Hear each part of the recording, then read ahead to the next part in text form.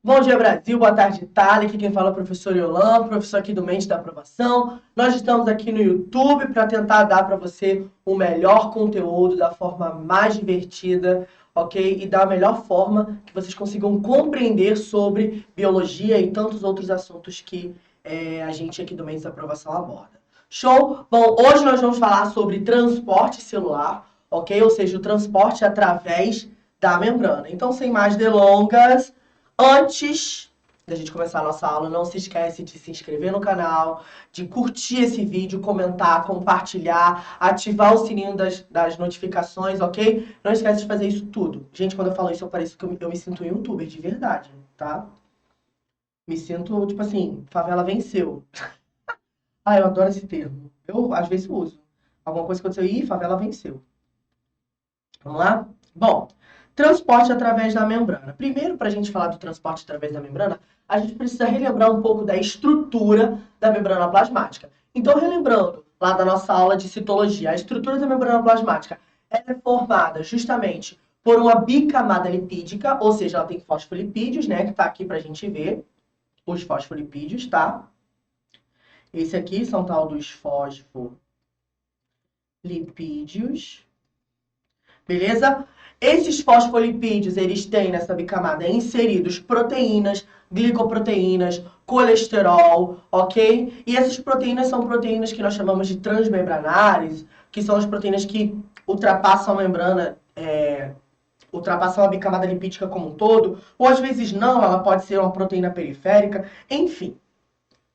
Relembrando lá a membrana plasmática, ela é o que nós chamamos de modelo mosaico fluido, né? Ela é estudada através desse modelo mosaico fluido, que é justamente o modelo que vai falar sobre essa questão da membrana, ela ser um mosaico, porque ela não é formada só de fosfolipídios, e fluido porque ela se movimenta. Lembra que o colesterol, que é um tipo de lipídio presente apenas nos animais, nas células animais e nos fungos, ele aumenta a fluidez, ele promove que essas proteínas e outros tipos de substâncias que estão inseridas na membrana plasmática, elas possam se movimentar, ok? Então, relembrando essa estrutura da membrana plasmática, né, que eu falei do mosaico fluido, a gente consegue perceber algumas características principais da membrana plasmática. Primeiro, como eu falei, ela é constituída por fosfolipídios, ela possui uma bicamada, né? Então, os fosfolipídios eles se organizam dessa forma. Então, tem as estruturas hidrofóbicas, que são os ácidos graxos, interagindo entre si, enquanto que a cabeça polar, que é o glicerol, está interagindo com o meio intracelular e o meio extracelular. Show? Tem uma característica polar, por mais que ela possa ter o glicerol como uma região hidrofílica, ou seja, uma região que interage com a água, boa parte da bicamada lipídica é apolar, tá? É hidrofóbica, porque olha a quantidade de ácido graxo que tem, eles são muito maiores, se comparado ao glicerol. Como eu falei, possui proteínas inseridas, não só proteínas, né? Tem glicoproteínas, tem o tal do glicocálix, que é uma estrutura que serve para sinalização celular, e ela é fluida, tá? Então, vamos lá. Como, então, se a membrana ela é apolar, como que as principais substâncias... Eita, eu fiquei na frente, deixa eu sumir aqui. Como que as principais substâncias entram e saem na célula?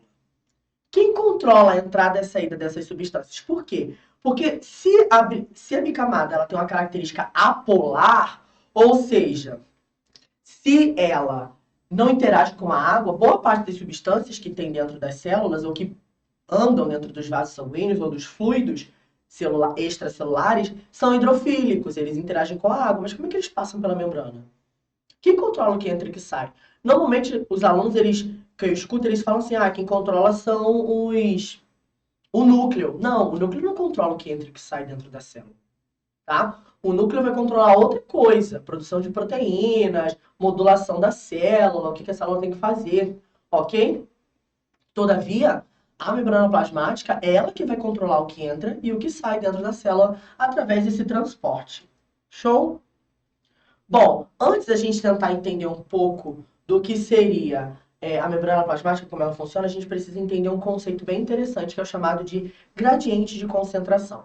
O gradiente de concentração é justamente a tendência que as moléculas têm de saírem do local onde elas estão mais concentradas e irem para o local onde elas estão menos concentradas. No GIF aqui, dá para perceber, ó, eu tenho mais nessa região aqui, mais moléculas nessa região aqui, e menos moléculas aqui. E tá vendo as moléculas se movimentando?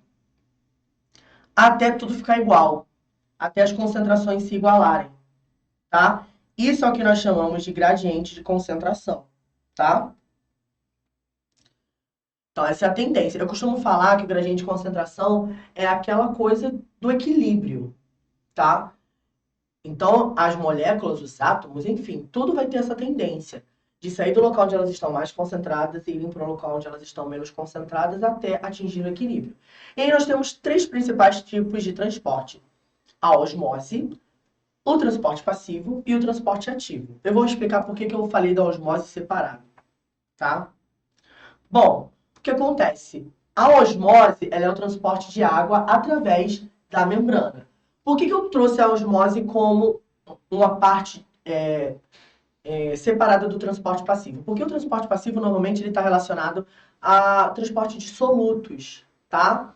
Transporte de partículas sólidas. E a água não. A água é o quê? A água é transporte de líquidos, tá? Então, a osmose é um transporte do qual não existe gasto de energia. Eu não vou gastar ATP, tá? Que é a molécula energética das nossas células. Eu não vou gastar ATP para movimentar a água. Show?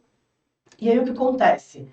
Essa água, ela vai justamente se movimentar pela membrana plasmática, como você pode ver aí, ó, no gifzinho, de acordo com a sua concentração. Só que eu pergunto para vocês, como que a água entra dentro da célula? Como é que ela vai entrar? Porque a água ela é hidrofílica e a membrana plasmática é hidrofóbica. Então, são duas naturezas químicas que não se juntam. Então, como é que ela entra? Ela entra através de uns canais chamados de aquaporinas, tá? Aquaporina.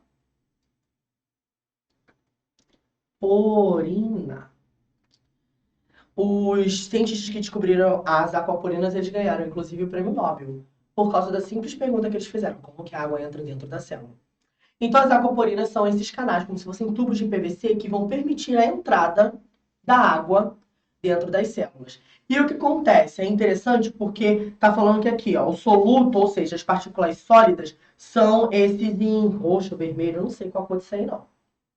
E a água é justamente a partícula seria azul, ok? Então, como que vai funcionar? Eu tenho concentrações diferentes de água e a tendência é que as moléculas de água, tá vendo que elas estão mais concentradas desse lado?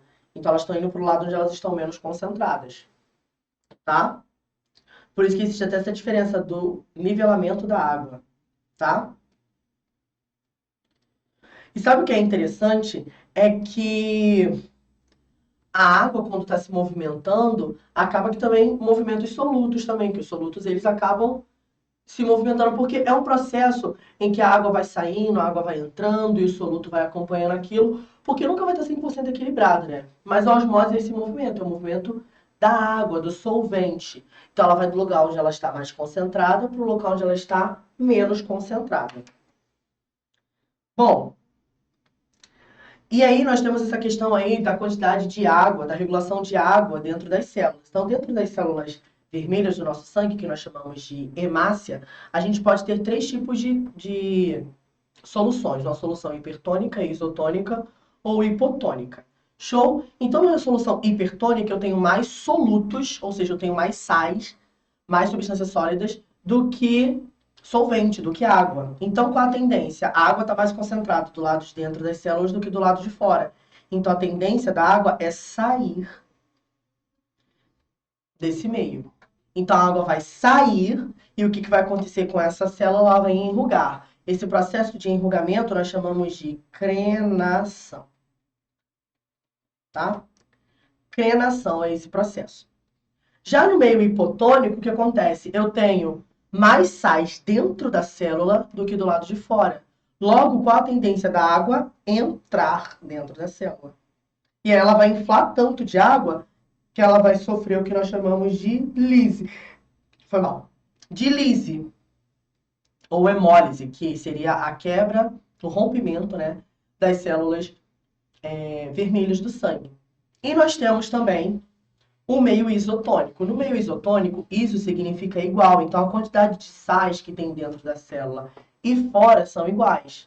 Logo, a quantidade de água que entra é a mesma quantidade de água que sai, que é a mesma que entra e que sai, e aí a célula vai mantendo o seu volume, ok? Então, no meio hipertônico, ela vai perder água, no meio hipotônico, ela vai ganhar água, e no meio isotônico, ela vai ficar ali bonitinha, quietinha, porque calada vence. Quem tá ligado nesse meme vai agora pescar a referência, ok? Bom, a gente ainda vai continuar falando de transporte celular através da membrana, transporte através da membrana, transporte celular, tá? Então, não se desliga daqui, pula pro próximo vídeo que a gente já vai continuar falando mais sobre transporte da célula. Show? É isso aí.